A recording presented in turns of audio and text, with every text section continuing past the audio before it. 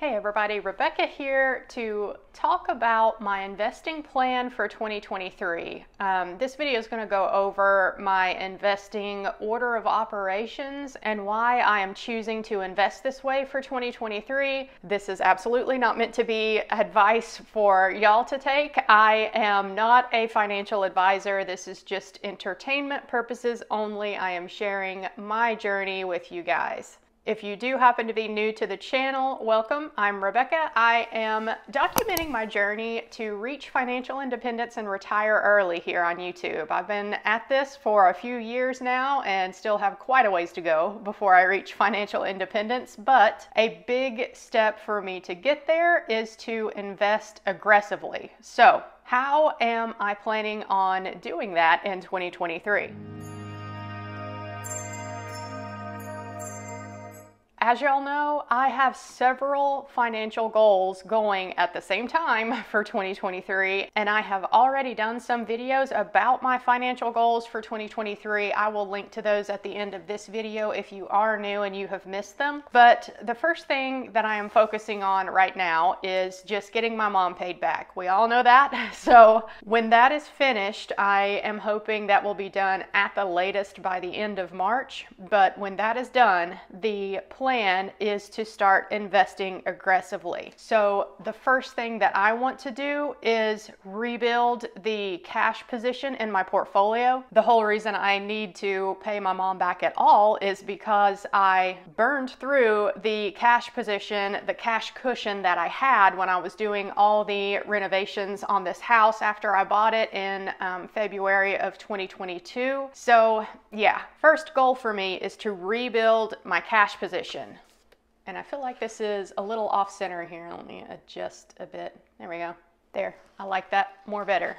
Okay, so building my cash position in my portfolio. The goal that I'm going to set for myself as far as an amount goes is $16,500. Why that specific amount? The $6,500 just sitting in cash will be enough for me to immediately max out my Roth IRA for 2023 if I end up qualifying for it. Now, just based off of what my income was from 2022, I should well be able to qualify for contributing to a Roth IRA for 2023. But y'all know me, if you've been here a while, I am essentially a workaholic. And well, I mean, the whole point of this channel is for me to be a workaholic now so that I can save up enough to retire early. That's the whole point of the FIRE movement, right? I'm working hard now, so I will not have to keep working until that traditional retirement age. So I'm putting in the grind up front right now so that I can retire early. And if you have been with me for a while, then you know there was a period of time in 2022 where I was considering taking a second job. And while I have no expectations of that for 2023, if a good opportunity presented itself, it's possible that I would take a second position. And if that were to be the case, then it's slightly possible that I could go over that threshold as far as income goes for being able to contribute to a Roth IRA. So I don't want to front load my Roth IRA like I have done in previous years, just in case I end up somehow bringing in too much income to qualify for a Roth IRA. That would be amazing if I did do that, but again, it's not expected. However, I am just going to set aside that cash and have it available so that I can throw it into the Roth IRA anytime I choose to do so. The other $10,000 for my cash position, I feel like that is just a good amount for me to have on hand in case of a big emergency. Now, for context, I'm 37, living in North Carolina. My cost of living here is pretty darn low.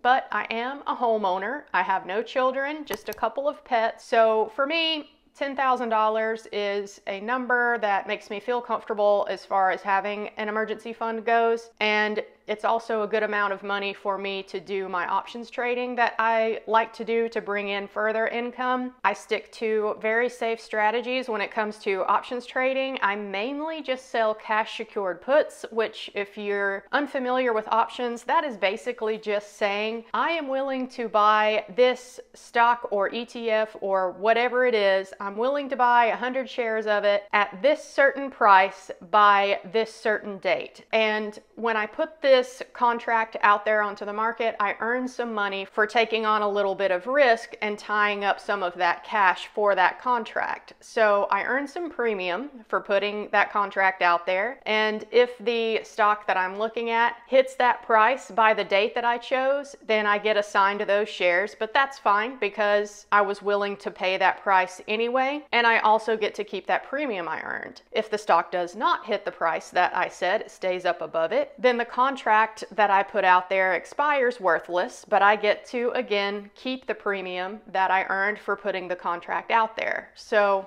this is mainly what I do. I also do the wheel strategy a bit. So if you're interested in options at all, I think that's a great place to start for familiarizing yourself with them. And I am no expert when it comes to options, so I will likely never do any videos on how to do options. But if you guys want to get started with it, I do think cash secured puts are a pretty straightforward thing to learn, selling them. And the wheel strategy is pretty straightforward as well. So, you can just do a YouTube search on those topics and you will find tons of videos that are way better at explaining it than I would be. And if you're wondering, yes, I'm saving that $10,000 as my cash position, but how would I access that money if I have it tied up into options contracts, right? The thing about options is that you can close a contract at any time. You may have to pay a fee to do that. You will probably have to pay a fee to do that, but that's the thing about emergency funds, right? It's just cash sitting there just in case you're not planning on needing it. But if I do truly need it, I can access it. And that's just the thing about me. I hate having cash sitting around and not earning me anything. I like to have all of my money working for me. And yes, I know high yield savings accounts are giving out pretty good yields right now, but if I can earn 1 to 2% on my cash a month, that's still way better on an annualized rate than what you get from a savings account. So this is why I take on the little bit of extra risk to do options. So all of that to say, that is the first thing that I want to do as far as my investing plan goes for 2023. Rebuild that cash position and have a full amount available for me to be able to fund my Roth IRA immediately whenever I choose to do that, as long as I qualify. The next thing that I want to do for 2023 when it comes to investing is shovel everything extra I have at the end of the month into my taxable brokerage account, the one that I have with M1 Finance. I love M1 Finance because of its simplicity and it's free. I can set auto invest in there and forget about it. So I've been using M1 for years. It's a wonderful platform, great user interface. I do have a referral link for them in the description box below. If you're looking for a simple place to get started with investing, I really like them and I plan on continuing to use them for years to come. So for my taxable account with M1 Finance, y'all know that another goal I set for myself this year was to invest $35,000 total for the calendar year of 2023. So that will include rebuilding my cash position in my portfolio and the Roth IRA, which means that for my taxable account, that leaves me with $18,500 that I need to throw into my M1 taxable account in order to hit that $35,000 goal. It's gonna be really tight to make that happen, but I'm still thinking that it's going to be possible. It'll be a lot easier for that to happen if I do happen to get a second job in 2023. But again, not planning on that. So for me to hit $35,000 invested is going to be a stretch for me. In 2022, the total amount that I invested was $45,000, but that was vast majority largely due to the fact that I sold my old home near the peak of the market. Pat on the back for me, good timing there. And intentionally bought this house that was closer to work, that was more than a little bit of a fixer-upper, but it was a good deal, I felt like, and I fixed it up the way that I like, and I still had a ton of money left over to invest. So that is why I hit a big number for 2022. So if I can do $35,000 in 2023, I am going to consider that a huge win as well. So those really are my two main goals for 2023 as far as investing goes, my order of operations there. You may be wondering why I'm not focusing on my 403B, my work retirement account. Yes, I know that there are tax advantages there big time, but I have a couple of reasons really why I am not focusing on my 403B right now. First being, it is my largest account that I have for my portfolio as a whole. And when I do reach financial independence and retire early, I would like to live off of my taxable brokerage accounts to bridge the gap from whenever I retire early to the point where I can start drawing on my work retirement account. Now, I know things like the Roth IRA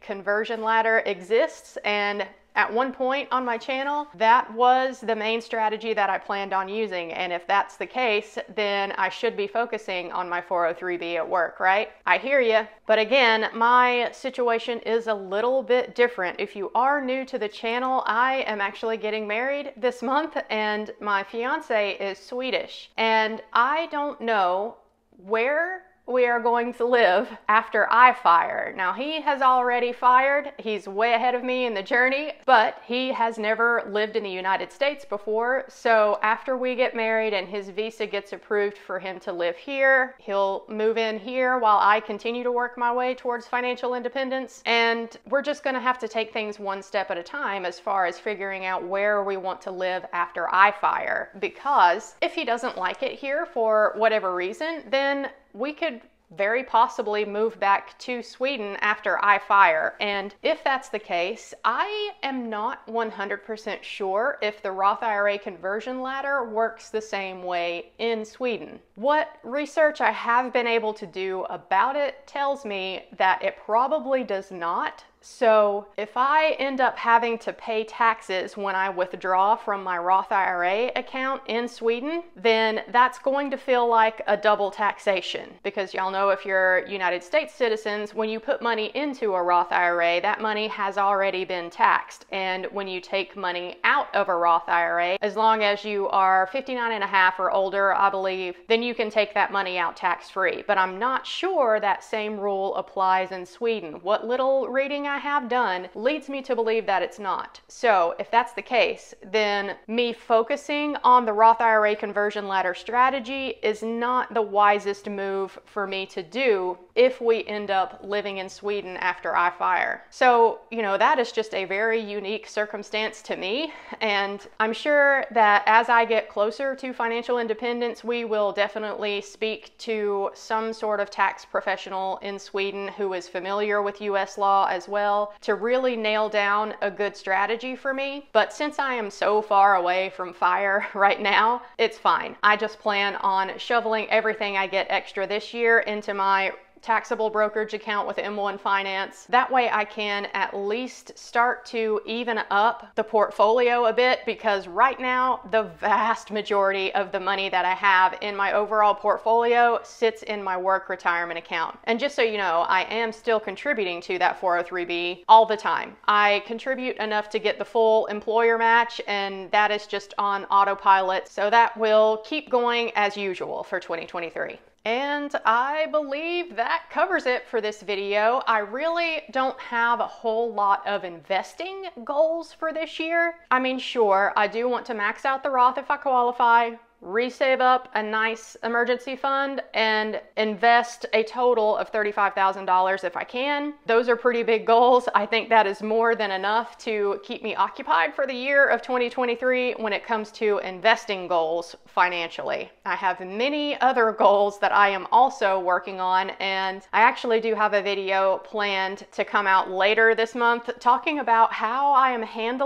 juggling all of these different goals that I have, whether they be financial financial or otherwise. So yeah, stay tuned for that one. If you enjoyed this video, then don't forget to leave me a like down below and subscribe to follow the journey. Let me know what your investing goals are for the year of 2023. Hope you enjoyed it. Thanks for watching as always, and I'll see you in my next one. Bye y'all.